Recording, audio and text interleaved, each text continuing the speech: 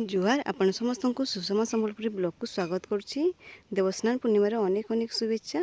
तो चलतु आज जीवा जगन्नाथ स्नान दर्शन करने को पाताली श्रीक्षेत्र जहाँकि सोनपुर जिलार कोटुसमुंडा अवस्थित।